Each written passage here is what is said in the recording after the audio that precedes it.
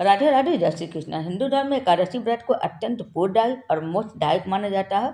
वैशाख मास के कृष्ण पक्ष की एकादशी को वर्तनी एकादशी कहते हैं। इस दिन विधि विधान से व्रत और पूजा करने से हजारों यज्ञों के बराबर पूरे फल प्राप्त होता है और जीवन में सभी कष्ट दूर होते हैं। जाने अनजाने में भी किए गए पापों से मुक्ति मिल जाती है। तो आइए जानते हैं वैशाख मास की वर्तनी एकादशी कब से शुरू हो रही है।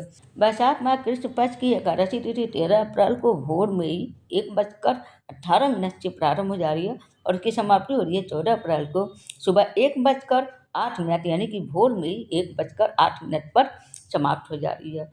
उसके बाद से आप लोग उदय तिथि को देखते हुए एकादशी का व्रत 13 अप्रैल को दिन सोमवार के दिन रखेंगे। उसी दिन सबका ये व्रत है, यानी कि वैष्णोजन का भी और गृहस्थ वालों का भी, दोनों लोगों का व्रत 13 अप्रैल दिन सोमवार को ही रखा जाएगा।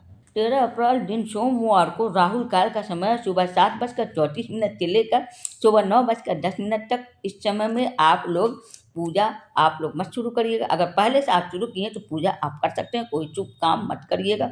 उसके बाद आप कर सकते हैं, या तो आप 9:10 के बाद विधि विधान से भगवान विष्णु जी, लक्ष्मी जी, दुर्गा जी का आप लोग पूजा कर सकते हैं, या तो आप लोग ब्रह्म मुहूर्त में पूजा कर सकते हैं। तो ब्रह्म मुहूर्त में पूजा के लिए समय सुबह 3:59 से लेकर 4:43 तक। इस समय आप लोग स्नान और भगवान विष्णु जी का पूजा आराम से कर सकते हैं और ब्रह्म मुहूर्त में किया गया पूजा सर्वश्रेष्ठ माना जाता है। एकादशी का व्रत जो भी भाई बहन रखते हैं उनका नियम 10वीं से द्वादशी तक चलता है और जो लोग नहीं व्रत रखते हैं वो लोग भी पूजा सुबह से लेके शाम तक पूरे दिन रात जागरण, अखंड दीप और मंदिरों में दीप दान करते हुए बिता सकते हैं। उतना ही फल प्राप्त होगा जितना व्रत करने वालों करते हैं, उतना ही आप लोग को भी। तो आप लोग पूजा कम से कम जरूर कर लीजिएगा।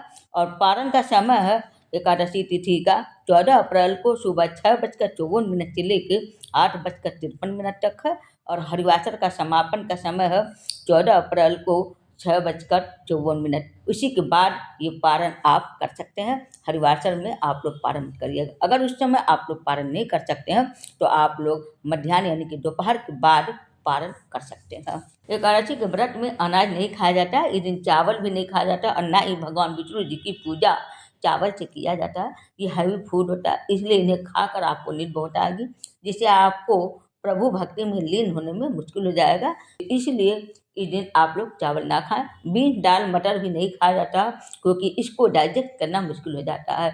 इस दिन कैफीन, चाय, कॉफ़ी और एनर्जी ड्रिंक भी नहीं लेना चाहिए। सात्विक भोजन करना चाहिए और तुलसी माता की पूजा किया जाता है। उनको लेकिन तोड़ा नहीं जाता और सींचा भी नहीं जाता क्योंकि तुलसी माता खुद व्रत रखती है। जो लोग एकादशी का व्रत करते हैं, जो भी भाई बहन व्रत रखते हैं, उनका मन और तन दोनों शुद्ध हो जाता है।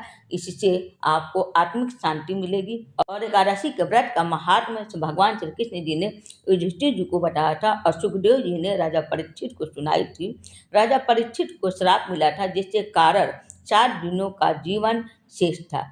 इनका आखिरी समय था, इसलिए वे मोह माया को त्याग करके सत्य को जानना चाहते थे। तब सुखदेव जी ने उन्हें भगवान की कहानी और महिमा, धर्म और मोक्ष का मार्ग समझाते हुए उनको कथा सुनाई थी, जिससे परीक्षित जी अपने अंतिम समय को सार्थक बनाते हुए भगवान के चरणों में अपना मन लगा दिए। तो उम्मीद करती हूँ आप सबको मेरा वीडियो पसंद आया होगा। हरे कृष्ण, हर हर महादेव। मेरे वीडियो को लाइक सब्सक्राइब जरूर करते रहिएगा।